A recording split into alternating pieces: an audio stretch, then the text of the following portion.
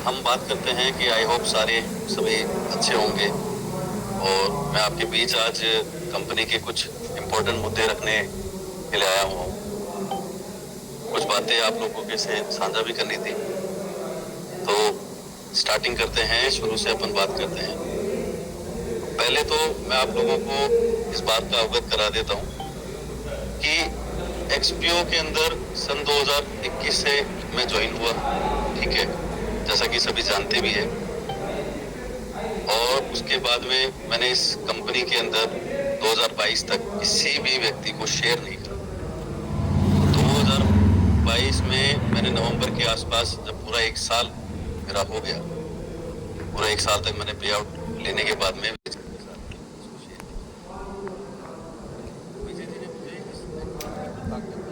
उसके बारे में बताया। और ये मैं आज आप लोगों के सामने कई सारी बातें शेयर करूंगा।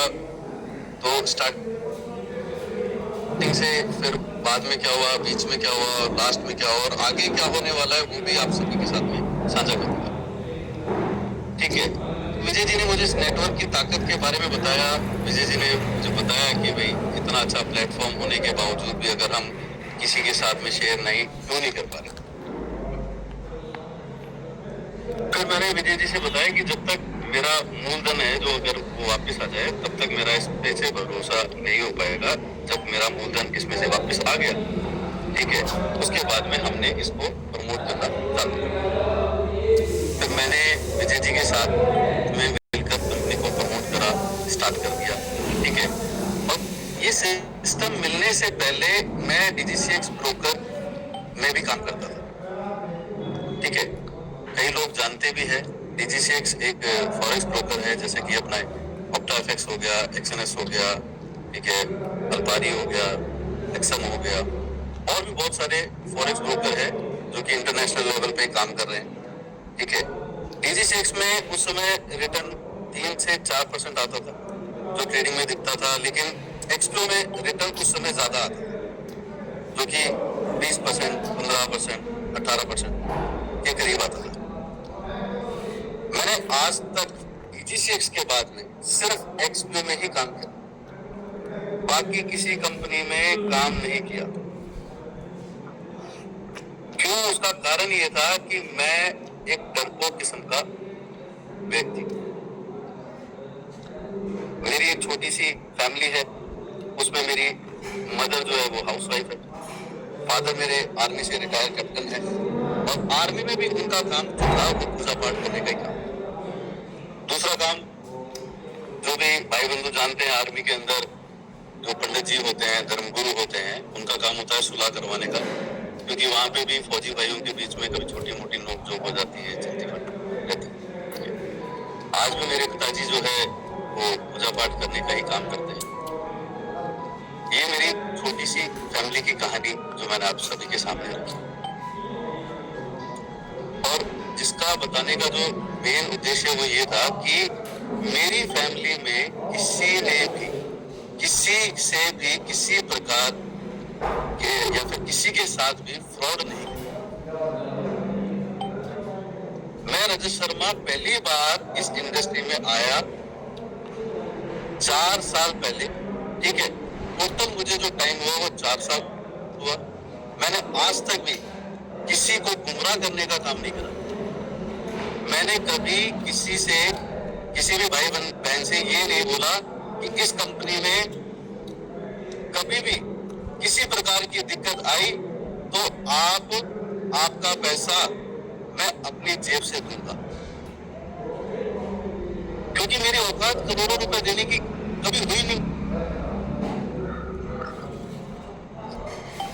मेरा फैमिली बैकग्राउंड से किसी भी भाई को ऐसा लगा हो कि मैं हजारों करोड़ों रुपए अपने घर से कैसे दे सकता हूं, बताओ, आप ही मुझे बताओ।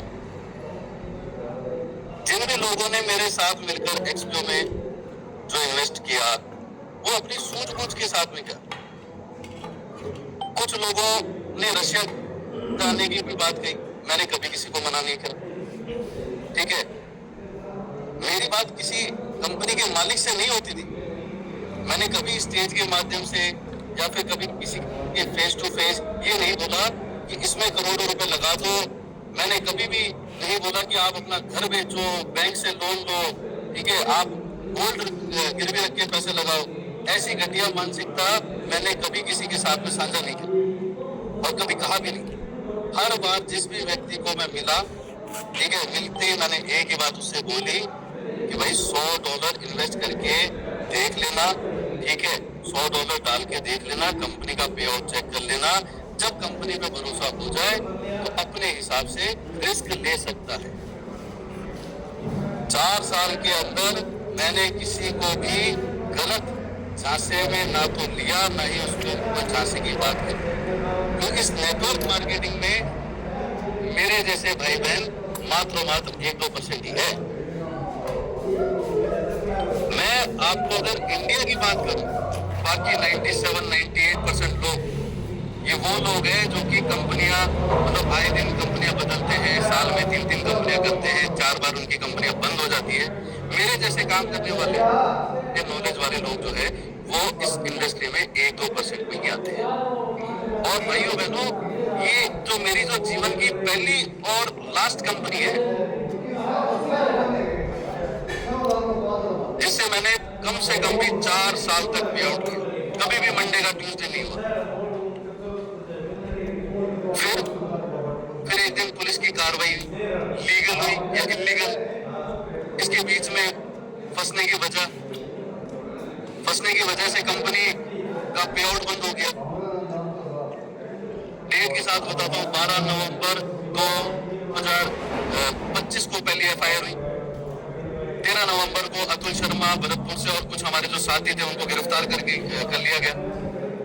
उसके बाद भी कंपनी ने अपना पे आउट जारी रखा है। चेक कीजिएगा आप अपना अकाउंट। 17 नवंबर 2025 मंडे को मतलब लमसम 50 करोड़ से ऊपर तक का पे आउट आप लोगों के पास में आया है, विड्रॉल हुआ है और आप लोगों ने उसके आनंद भी लिए। फिर 18 नवंबर को मॉर्निंग में अंकित अग्रवाल को पुलिस ने गिरफ्तार किया, जो कि पुलिस ने एक्सप्लो कंपनी का मेन डेवलपर बताया। उसके बाद में पुलिस ने वेबसाइट पे पे आउट नॉट डिपॉजिट डाल दिया, या फिर कंपनी ने अपनी सिक्योरिटी पर्पस को ध्यान में रखते हुए डाला या खुद ने डाला, ये इस बारे में मैं कुछ कह नहीं सकता क्योंकि ये आगे हमें कोर्ट में पता चलेगा। मैं आपको ये बता सकता हूँ कि कंपनी का ओनर रजत शर्मा नहीं है, मैं इतना बता सकता हूँ। बाकी कंपनी किसकी है किसकी नहीं है ये काम पुलिस का है, हमारे देश की कानून व्यवस्था का है, वो पता करें। अब मैं लोगों से ये पूछना चाहता हूँ कि आप सभी ने मुझे पैसा देकर दिया था क्या?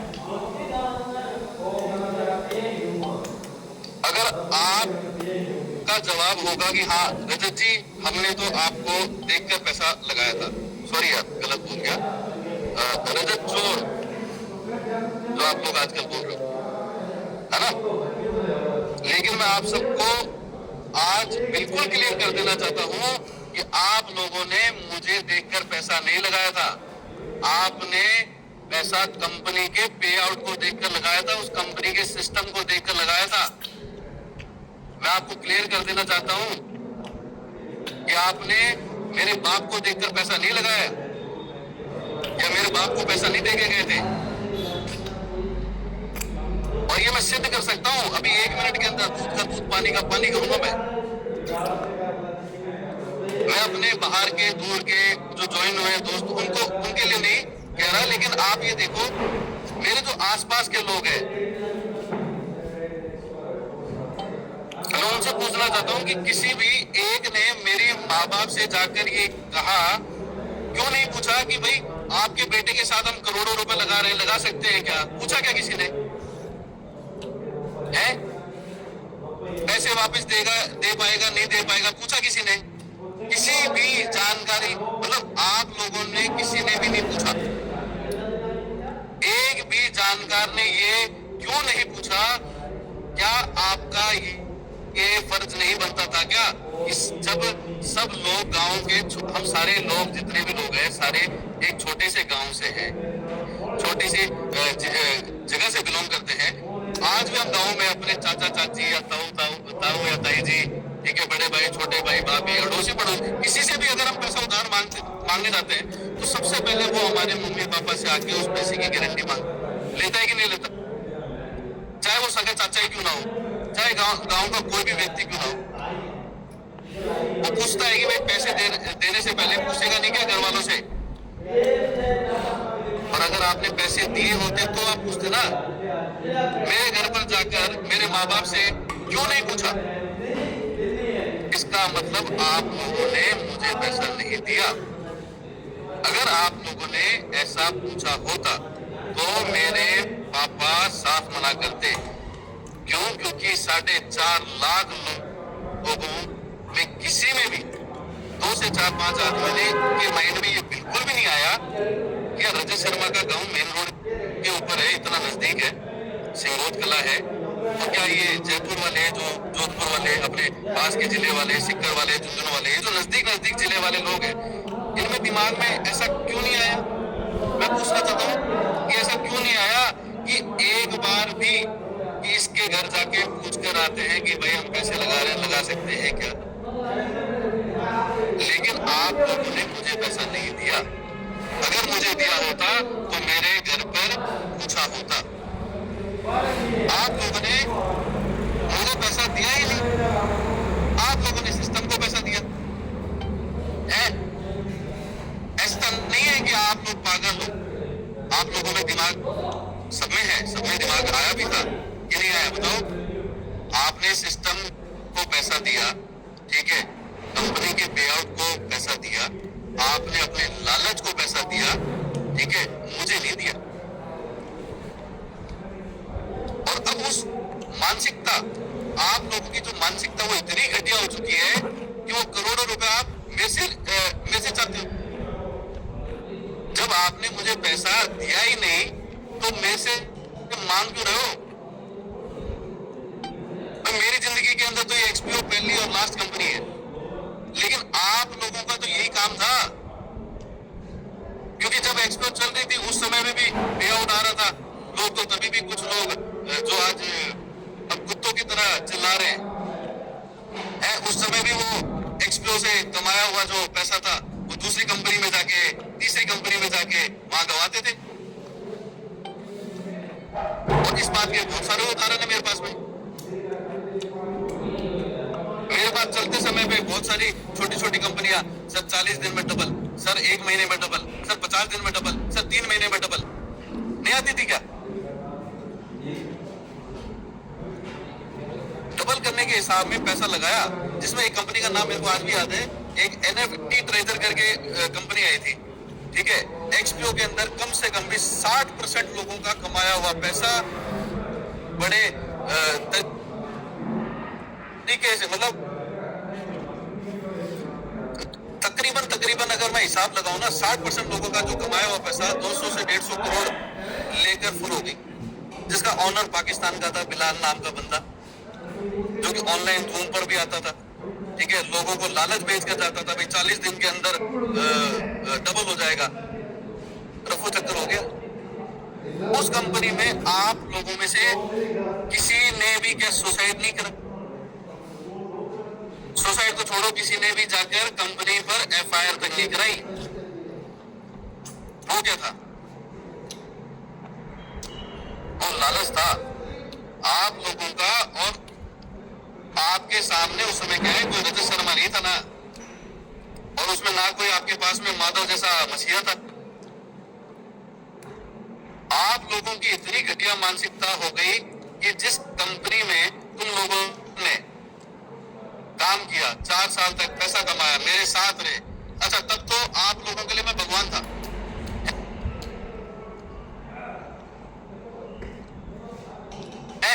और उसके बाद में क्या बोला? 100 बाप की औलाद। मतलब कि पहले भगवान बना लिया और उसके बाद बोल रहे हैं भाई ये तो 100 बाप की औलाद हो गया। अरे कितना पाखंड है भाई, देख रहा हूं मैं।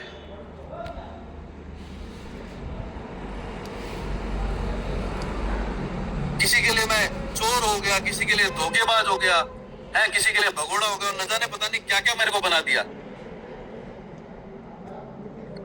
और तुम लोगों ने मेरी माँ पर, मतलब मेरी माँ के चरित्र पर सवाल उठा रहे हो।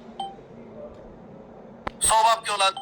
अरे 1 मिनट अपने आप को मेरी जगह रख के देखो भाई, तब पता चलेगा कि तुम लोग चोर हो या मैं चोर हूं। और जो मेरे माँ बाप को पूछ के पैसा कंपनी में नहीं लगाया, तो उनके गांव जाकर बेइज्जती करने का हक किसने दिया तुम्हें? क्या एक्सपीओ बंद करने में मेरा कोई रोल था? पुलिस ने कंपनी पर कार्रवाई करी, तो पुलिस ने जाके क्यों नहीं पूछा? ये फॉरेक्स ब्रोकर है जो चलते हैं इंडिया में, ठीक है, 1 साल के करोड़ों रुपए लेके चले जाते हैं। इंडिया गवर्नमेंट इनको बंद क्यों नहीं करवा रही? इनकी शिकायतें क्यों नहीं कर रहे? इन ब्रोकरों का यूआरएल आप बंद क्यों नहीं कर रहे? इन पे कार्रवाई क्यों नहीं हो रही? लेकिन तुम सबको करना ही यही है। आज एक्सपीओ, कल दूसरी कंपनी है, तो पहली कंपनी है भाई अमन। 98% लोगों को मैं बता सकता हूँ कि उनकी ये एक्सपीओ किसी की 20वीं कंपनी होगी, किसी की 15वीं कंपनी होगी, किसी की 10वीं होगी, किसी की 8वीं होगी। मात्र 1 से 2% लोग हैं जिनके साथ में मैं जुड़ा था, वो पहली बार किसी कंपनी में लगे। बहुत कम लोग हैं मेरी तरह। और बाकी किसी ने क्या किसी और कंपनी में किसी ने अपना शरीर नहीं त्यागा? जैसे वो साला, वो भरतपुर वाला चोर है, वो बोल रहा है भी शरीर त्याग दिया, इतने लोगों ने त्याग दिया। अबे साले ढोंगी, मैं उस भरतपुर वाले चोर को ये बताना चाहता हूँ कि भाई तुम लोगों का मेरे से कोई भी किसी भी प्रकार का कोई पैसे का लेन देन नहीं है, ना तुम मेरे मांगते हो। तुम लोगों ने पैसा मुझे नहीं दिया, जो मैं आप लोगों को भी क्लियर कर चुका हूँ। तुम्हारा पैसा कंपनी के पास है, और हाँ, कंपनी आपका पैसा देना चाहती है। सुनो, कंपनी आपका पैसा देना चाहती है, वो आपके पैसे से ट्रेड शुरू कर रही है, ठीक है, जो कि आपको आने वाले समय में MT5 में भी दिखेगी। और ये कोई नया आइडिया नहीं है कंपनी का, जो लोग बोले कि यार ये तो माधव के कारण ऐसा हो गया, ये तो काम कंपनी में, ठीक है, ऐसा पहले भी होता था। या कंपनियों के अंदर एक्सपोर्ट मार्केट में ये काम दिखता नहीं था, ट्रेडिंग वाला। हमने लोगों के साथ में सेमिनार करा, हमने अपने लोगों को एजुकेट करा। हमने कभी ये बोला क्या भाई बेच दो, सब लगा दो? हमने उनको बोला भाई पहले एजुकेशन ले लो, फॉरेक्स के ले लो। और गलत कब बोला? सही बोलता हूँ, आज भी बोलता हूँ कि भाई फॉरेक्स है, ट्रेडिंग का पार्ट है, जनरेशन का पार्ट है, चलेगा, अच्छा है, आपके बच्चे भी करेंगे। झूठ कब बोला?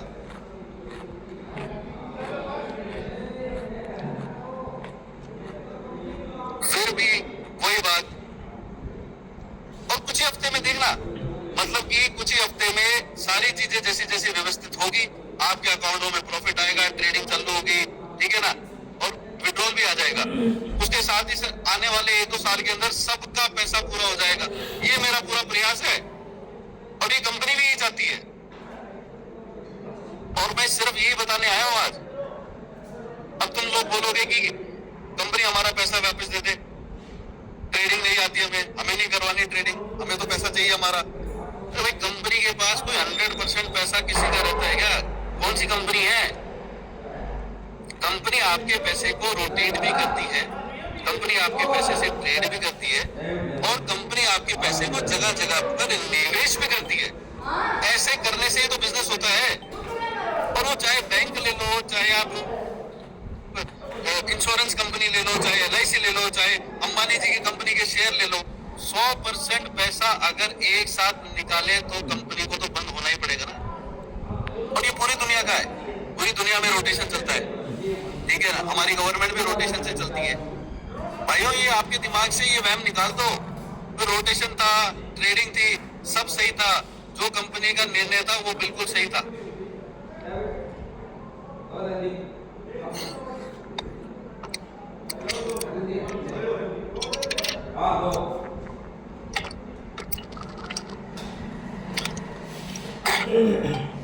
अब बात करते हैं एक व्यक्ति की, माधव के क्या क्या झूठ है वो भी बात बता देता हूं मैं।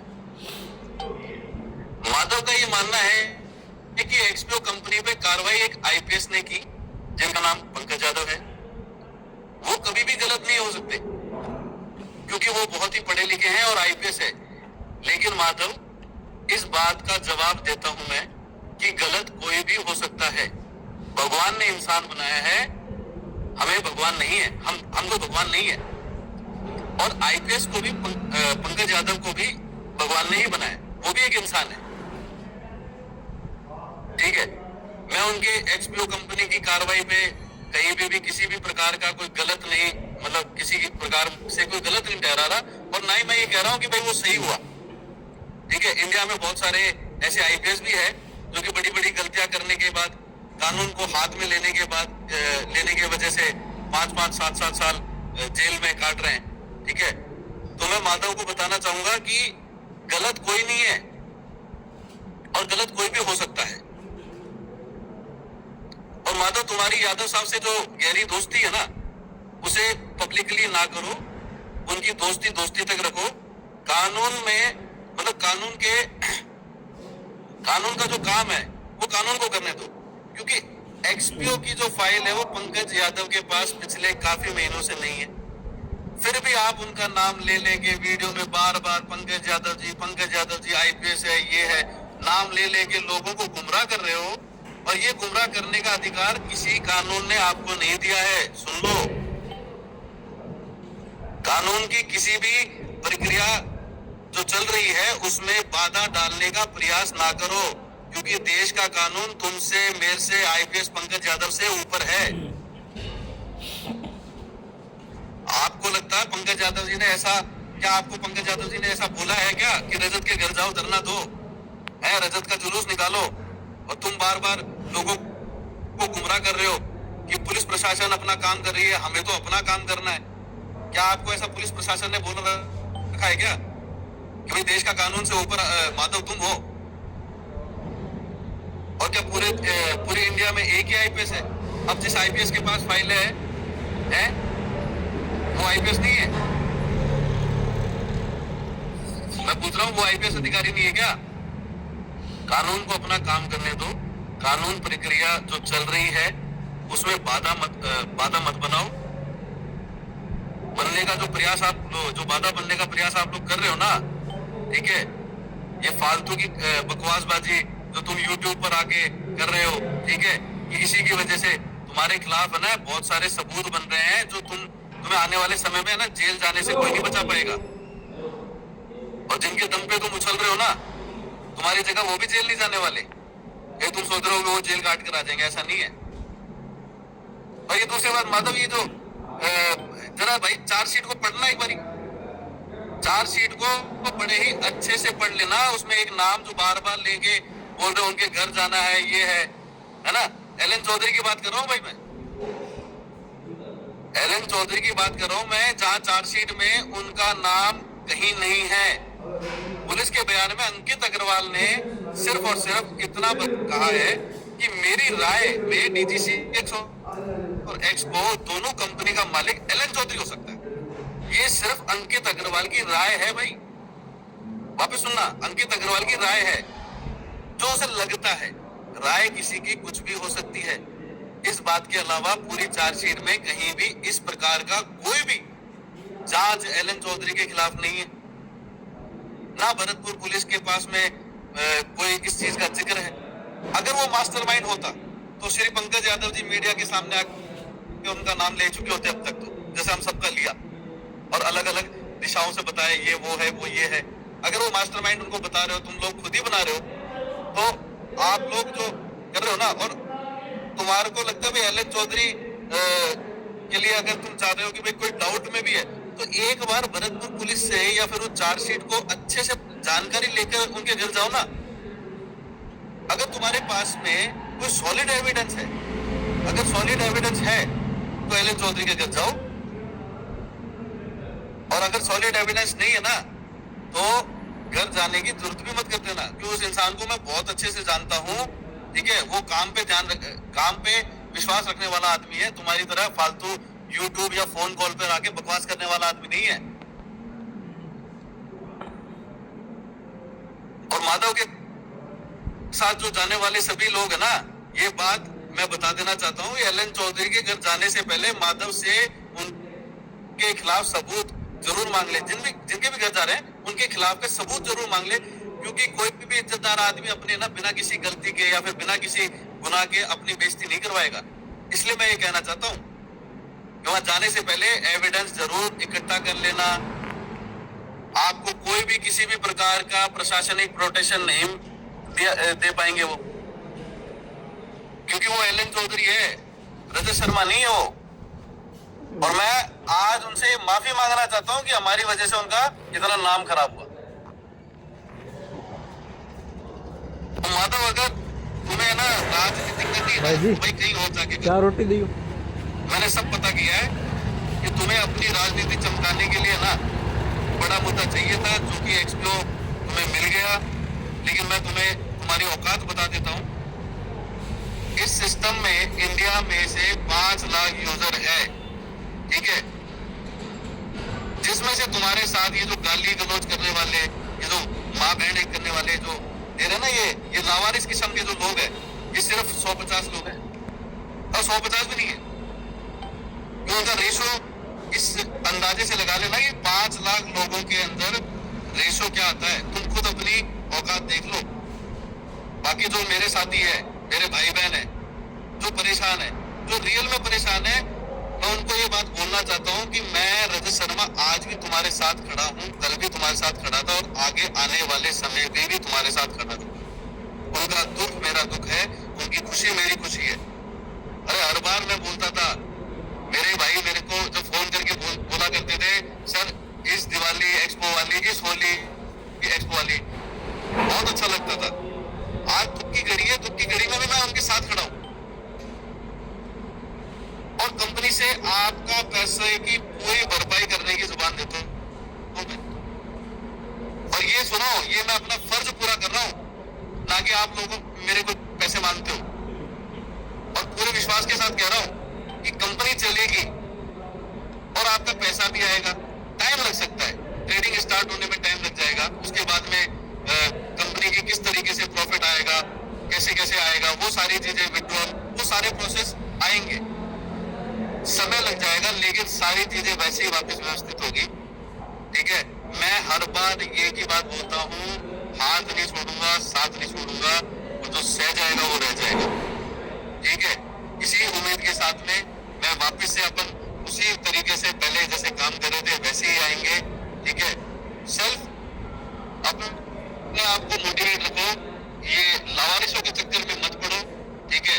सब काम होगा, सारी व्यवस्थाएं बैठेगी, ट्रेडिंग भी होगी, आप लोगों का पैसा भी रिटर्न होगा, ठीक है। और ये कुछ माताएं बहनों के लिए नहीं